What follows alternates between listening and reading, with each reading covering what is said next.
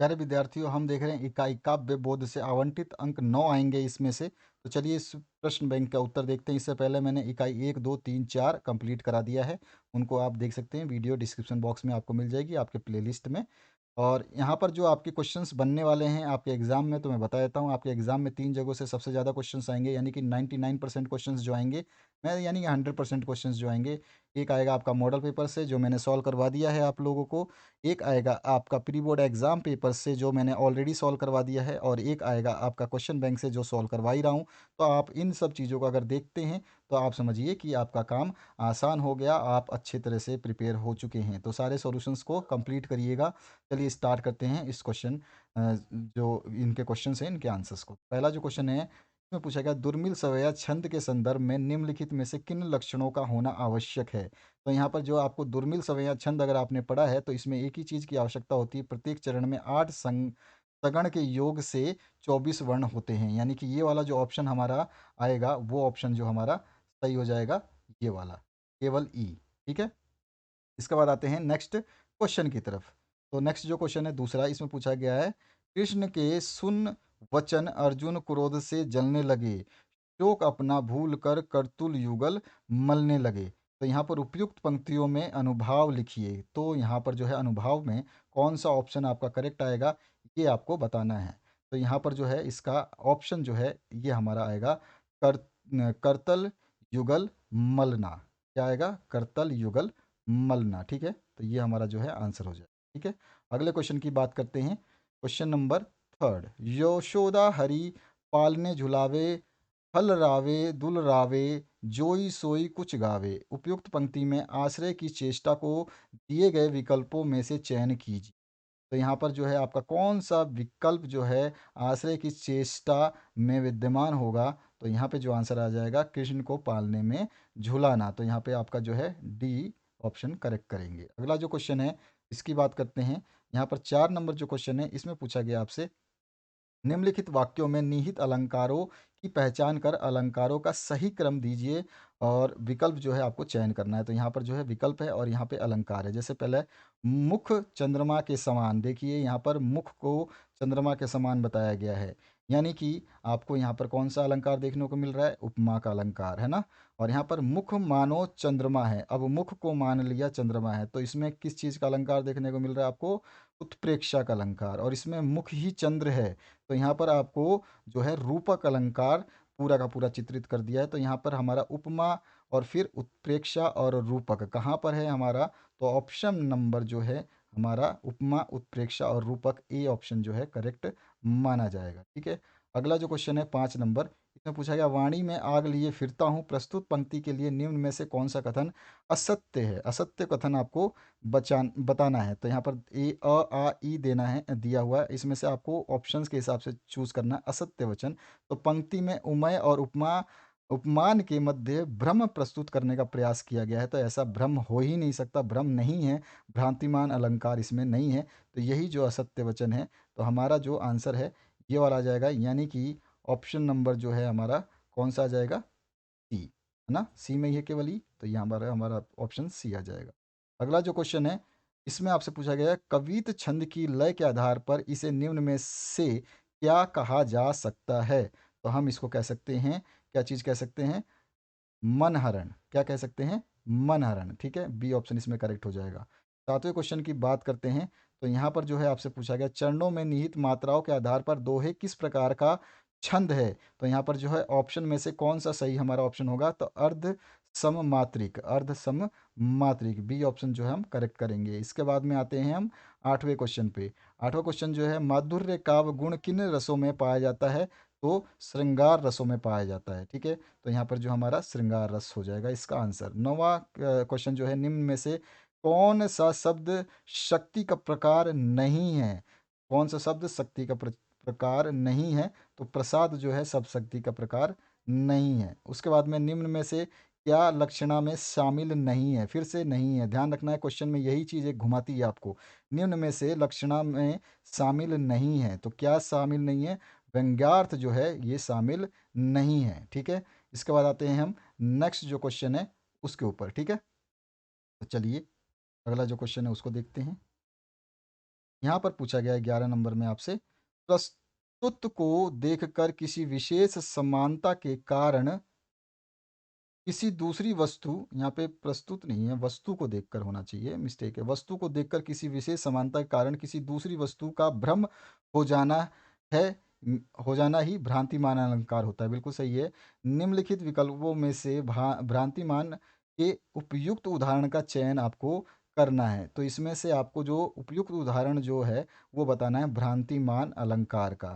ठीक है, तो यहाँ पर जो है हम इसका आंसर जो है, चाहत चकोर सूर और द्रग छोर करी, जो है हमारा ये वाला ऑप्शन जो है ये अपना भ्रांतिमान अलंकार जो है पैदा करेगा। अगला जो है नेक्स्ट 12 नंबर, श्रृंगार रस के प्रभाव पर विचार कीजिए तथा असंगत कथन का चयन कीजिए। असंगत कथन श्रृंगार रस के हिसाब से हमें बताना है।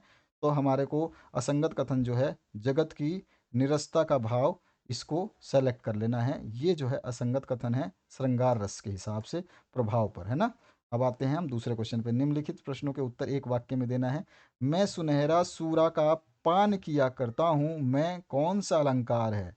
तो इसमें आप देखिए, मैं सुनहरा सूरा का पान किया करता हूँ, बहुत ही अच्छी लाइन है और समझने वाली बात है कि इसमें कल्पना किससे किया जा रहा है। तो आप देख रहे हैं मैं सुनहरा सूरा, मतलब मैं को सुनहरे सूरा से कंपेयर कर रहा है, तो ये मतलब हो गया रूपक अलंकार का। तो यहाँ पे कौन सा अलंकार आ जाएगा? रूपक अलंकार। दूसरा जो क्वेश्चन है, आत्म परिचय कविता किस शैली में लिखी गई है? तो ये आपको जो लिखी गई है कौन सी शैली होगी? तो इसमें आपका जो हो जाएगा गीत शैली, गीति शैली हो जाएगी, गीति शैली। ठीक है।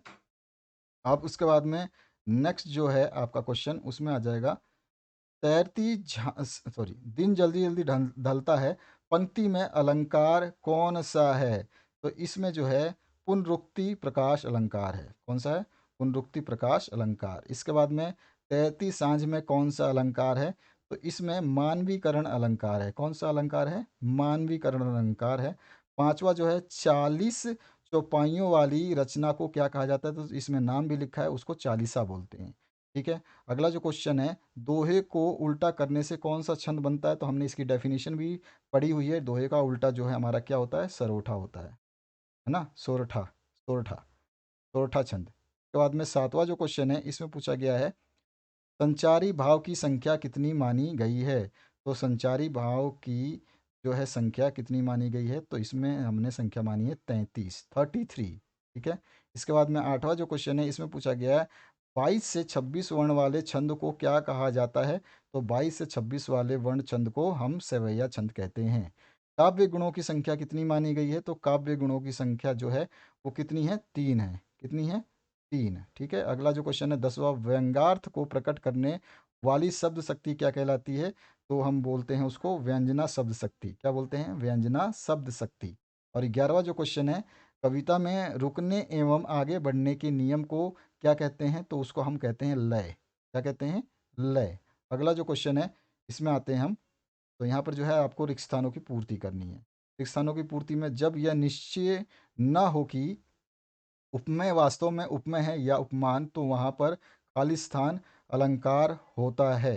तो यहाँ पर जो हो जाएगा आपका संदेह। ठीक है, संदेह अलंकार होता है। इसके बाद में नेक्स्ट जो क्वेश्चन है, इसमें आपका आ जाएगा, रुबई उर्दू और फारसी की लेखन शैली है जिससे खालिस्तान भी कहते हैं, तो जिसे हम छंद भी कहते हैं। क्या कहते हैं? जिसे छंद भी कहते हैं। तीसरा है, गजल में लिखी जाने वाली हर लाइन या पंक्ति खालिस्तान कहलाती है, तो उसको हम क्या बोलते हैं? हम उसको बोलते हैं, बिल्कुल सही समझ रहे हैं आप, क्या बोलते हैं हम उसको? तो उसको हम बोलेंगे मिसरा। सही है एकदम, मिसरा बोलेंगे। ठीक है। तो बाद आते हैं नेक्स्ट क्वेश्चन पे। यहाँ पर जो है चौथा क्वेश्चन, इसमें पूछा गया आपसे कि गजल में लिखे जाने वाले हर दो मिसरे के समूह को खालिस्तान कहते हैं, तो हम उसको क्या कहते हैं? शेर कहते हैं। क्या कहते हैं? शेर कहते हैं।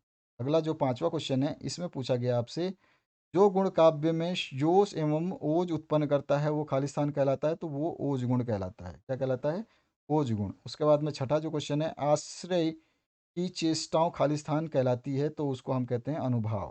क्या कहते हैं? अनुभाव। उसके बाद में नाट्य शास्त्र में भरत मुनि ने खालिस्तान रसों का उल्लेख किया है, तो कितने रसों का उल्लेख किया है? 8।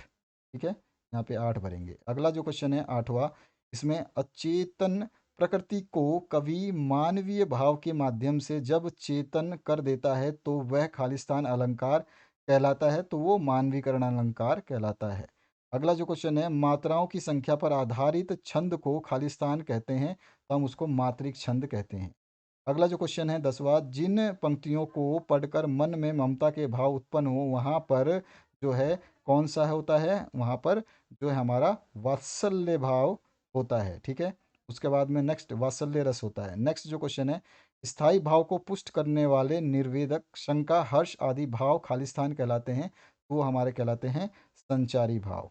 उसके बाद में नेक्स्ट जो क्वेश्चन है, जिस काव्य के प्रत्येक पद स्वतंत्र एवं आपस अपने आप में पूर्ण हो वह खालिस्तान की श्रेणी में आता है, तो वो आता है हमारा, जिसमें आता है वो मुक्त छंद में। ठीक है, नहीं मुक्तक छंद में आएगा। ठीक है, किस में आएगा? मुक्तक छंद में, ध्यान रखना है, मुक्तक छंद लिखोगे आंसर। इसके बाद आते हैं कथनों को सत्य असत्य बताएंगे। तो पहला जो इसमें पूछा गया, अलंकार के मुख्यतः 3 भेद होते हैं, तो ये जो है आपका सत्य है या असत्य है? तो बिल्कुल सत्य है, अलंकार के 3 भेद होते हैं, मुख्यतः मुख्यतः होते हैं। उसके बाद में उन भेदों के भी सब भेद होते हैं, एक ही भेद के 3 रूप और होते हैं, फिर उसको सब डिवाइड किया गया है। उसके बाद में दूसरा है, जो अलंकार शब्द और अर्थ दोनों पर आश्रित हो रहकर दोनों को चमकृत करते हैं वहाँ अर्थालंकार होता है, तो ये गलत सत्य वचन नहीं है, असत्य है। इसके बाद में ट ठ ड ढ वर्णों के प्रयोग का संबंध ओज काव्य गुण से है, जो आपका तीसरा प्रश्न है, ये कैसा हो जाएगा? सत्य हो जाएगा। इसके बाद में चौथा जो है, मुहावरों और लोकोक्तियों में जिस शब्द शक्ति के माध्यम से अर्थ ग्रहण किया जाता है वहाँ व्यंजना शब्द शक्ति होती है, तो ये बिल्कुल जो है हमारा असत्य वचन है।